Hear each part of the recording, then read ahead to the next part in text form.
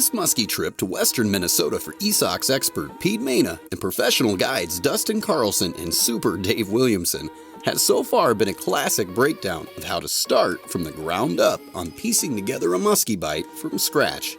All right, guys. Good morning, Peter. You're looking stately this morning. Thank you very much. Having covered key starting areas and successfully highlighting how windows of opportunity can aid your chances in a big way, utilizing boat-side retrieval techniques like figure eights and O's are always another powerful advantage.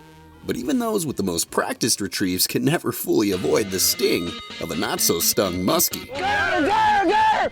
Whoa, doggy! No! Woo, that was a giant. And the inevitable heavy words and heavier heart that follow. They just come unbuttoned sometimes. Either way, always being on guard for a close combat boat-side hit is important, no matter which way the wind blows. Whoa, doggy, stay down! I saw it. I saw it. Yeah, right on the L turn, right at the side of the boat. That was exciting. Whoa, doggy, she's bulldogging, peeling, dragging. You're not going anywhere. Whoa, she's running underneath the boat, Pete. Oh, Hang on there.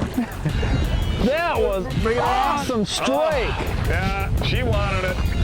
Ready, Super Dave? Yeah. Get in there, Dave. Yeah. She came up right at the boat on the L turn, and all I saw was a mouth wide open, a big white mouth, and just inhaled the bucktail right at my feet. And you know, that is how important it is to do those L turns right at the boat in a figure eight. That was exciting, just awesome. Dude, I saw her before you did it. It was so cool. You were just starting to go into the L turn, and she was coming right along, right in my face, just whoa, come up to grab it. I mean, it was cool. One of the challenges of muskie fishing is really just trying to pattern fish, and it's especially tough when you've got a real low density critter like a muskie. So always thinking of different things, and one of the factors that we pay a lot of attention to is wind.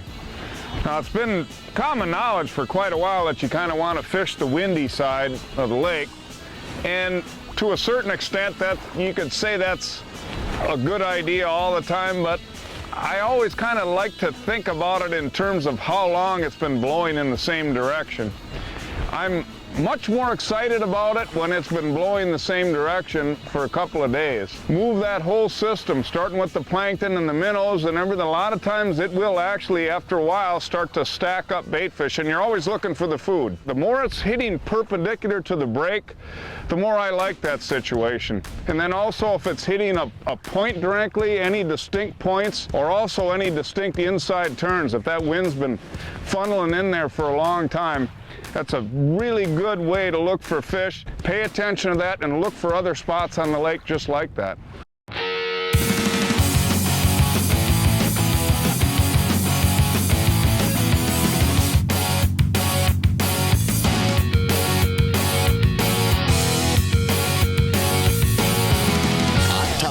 Leading information on tackle and techniques to make you a better fisherman. Presented by Mercury.